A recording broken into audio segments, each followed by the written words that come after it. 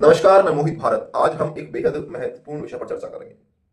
कुछ दिनों से ट्विटर पे एक विशेष प्रकार की पोस्ट वायरल है, जिसमें यह बताया जा रहा है कि उत्तर प्रदेश सरकार द्वारा जारी एक नोटिफिकेशन में विभिन्न वर्गों की एज लिमिट इस प्रकार है।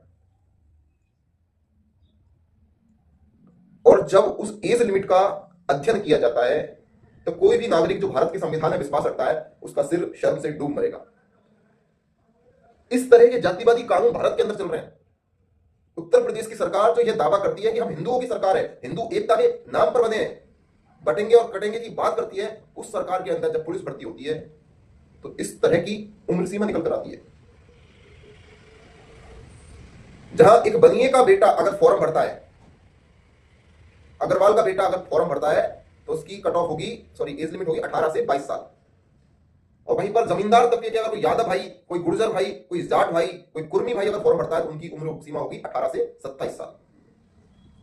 मेरी सीमित समझ के आधार पर मैं इस बात को जानता हूं कि उम्र सीमा छूट के पीछे जो बिल्कुल मूल कारण है वो है रिप्रेजेंटेशन बढ़ाना। लेकिन जो जाति समूह ऑलरेडी ओवर रिप्रेजेंटेड है पुलिस भर्ती के अंदर, उनको भी रिलैक्सेशन दिया गया है 5 साल का। और बनिए का बच्चा, अग्रवाल का बच्चा 22 साल में ओवर एज है। यह कहां का नियम है? देखिए, दलित समाज के लोगों को अगर उम्र सीमा छूट दी जाती है तो समझ आता है, चलता है, क्योंकि वो वंचित समुदाय के लोग हैं, उन्होंने छुआछूत झेली है। इसी तरीके से ओबीसी में जो भूमिहीन तबका है, नाई, कुम्हार, सुथार, राजभर, बिंद, निषाद, मल्लाह, छिपा, दर्जी, ठठेरा, लखेरा, उनको भी अगर उम्र सीमा छूट दी जाती है तो समझ आता है कि उनका रिप्रेजेंटेशन बढ़ाना है, क्योंकि पुलिस में उनकी भागीदारी कम है। लेकिन जमींदार समुदाय जिनका जमीनों पर नियंत्रण है, जिनका पशुधन पर नियंत्रण है, जिनका दूध दही पर नियंत्रण है, जिनके पास लठ की ताकत है, उनको आप रिलैक्सेशन दे रहे हो। मुझे उनसे भी कोई दिक्कत नहीं है, लेकिन बनिए का बेटा 22 साल में फिर ओवर एज क्यों कर रहे हो? आप किस आधार पर कर रहे हो? न्याय की किस परिभाषा के अनुसार कर रहे हो? उस नोटिफिकेशन में एक खामी यह है। दूसरी खामी यह है कि कुम्हार और यादव एक कैटेगरी में रख दिए, जबकि इनके बीच में कोई भी सिमिलैरिटी नहीं है, ना आर्थिक, ना सामाजिक, ना शैक्षणिक, ना राजनीतिक। कुमार बेचारे भूमिहीन है, ना उनके पास एमएलए एमपी है, सरपंच प्रधान है, ना ही वो आर्थिक तौर पर मजबूत है, ना ही सामाजिक तौर पर मजबूत है, ना ही शैक्षणिक तौर पर मजबूत है, और राजनीतिक तौर पर भी कमजोर है। वहीं पर सामने जमींदार तबका है जो हर तरीके से मजबूत है। उसी तरीके से अगर जाट समाज और नाई समाज को एक साथ कैटेगरी में रखा जाएगा तो किस तरह का न्याय है? ये सिंपल सी बात है, स्वाभाविक सी बात है कि उस सारी की सारी सीटें जमींदार समुदायों के लोग ही लेकर जाएंगे। जब इनिशियल लाइन ही सेम नहीं है तो किस प्रकार का कॉम्पिटिशन है? विगत जो यूपी पुलिस भर्ती हुई थी उसमें 60,244 पद थे, और उत्तर प्रदेश सरकार का आंकड़ा कहता है कि 32,000 से ज्यादा पद ओबीसी वर्ग के पास गए थे। लेकिन सरकार ने यह नहीं बताया कि कितनी सीट नाई के पास गई, कितनी सीट कुम्हार के पास गई, कितनी सीट यादव के पास गई, कितनी सीट जाट के पास गई, कितनी सीट कुर्मी के पास गई, कितनी सीट गुर्जर के पास गई। लेकिन सब जानते हैं कि जमींदार तबका ही ज्यादातर सीटें पुलिस विभाग के अंदर ले जा रहा है।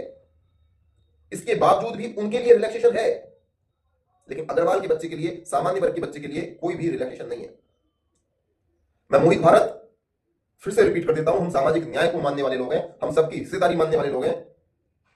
हमें कोई भी दिक्कत नहीं है अगर वंचित तबकों को, अंडर रिप्रेजेंटेड तबकों को स्पेशल प्रोविजंस दिए जाएं, रिलैक्सेशन दिए जाएं। लेकिन जो ओवर रिप्रेजेंटेड है, जो लैंडलॉर्ड्स रहे हैं, जिनका हमेशा से रिप्रेजेंटेशन रहा है इस तरह की नौकरियों में, उनको भी आप रिलैक्सेशन दिए जा रहे हो।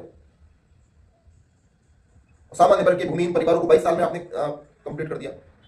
मुझे आपत्ति है, क्योंकि ये प्रक्रम असंवैधानिक है, संविधान की मूल भावना के खिलाफ है। जो वादा हमसे 1950 में संविधान निर्माताओं ने किया था उसके खिलाफ है, और हम इसका विरोध करते हैं। उत्तर प्रदेश सरकार को यह जातिवादी निर्णय वापस लेना ही पड़ेगा। जो भी लोग ट्विटर, फेसबुक, इंस्टाग्राम और यूट्यूब पर मुझे सुन रहे हैं, सभी से मैं कहना चाह रहा हूं कि चुप बैठने का समय नहीं है। पुरजोर तरीके से इस जातिवादी असंवैधानिक नोटिफिकेशन का विरोध कीजिए। हमें विशेष अधिकार नहीं चाहिए, हमें एकाधिकार नहीं चाहिए, हमें समान अधिकार चाहिए। विधि का विधान यही कहता है कि समान पृष्ठभूमि के लोगों के साथ समान व्यवहार करेगा भारत गणराज्य। दलितों और अति पिछड़ों को सुविधाएं देनी है, दो, लेकिन जो जमींदार तबका है ओबीसी के अंदर, उनको पुलिस विभाग में किस आधार पर रिलैक्सेशन दिया जा रहा है? अगर उनको दिया जा रहा है तो सामान्य वर्ग के लोगों के अंदर क्या खामी है? इनको भी उनके समान रिलैक्सेशन क्यों ना दिया जाए? हमारी स्पष्ट मांग है, ना किसी से प्रेम, ना किसी से द्वेष। हम समानता की बात करने वाले लोग हैं। समान बैकग्राउंड के लोगों के साथ समान ट्रीटमेंट कीजिए, सिंपल सी बात है। जय राम जी की।